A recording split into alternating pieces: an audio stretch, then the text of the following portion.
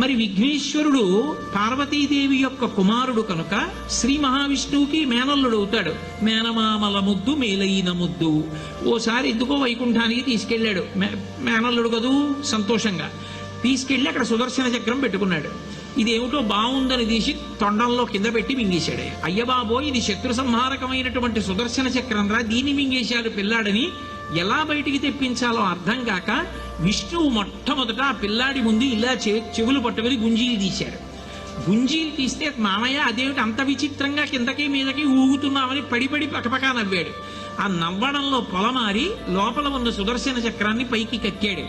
పైకి కక్కడానికి విష్ణువుకి సాధనంగా ఆనాడు గుంజీలు తీశాడు కనుక ఎవరు గుంజీలు తీస్తారో వాళ్ళని చూసి సంతోషించి అనుగ్రహిస్తూ ఉంటాడు.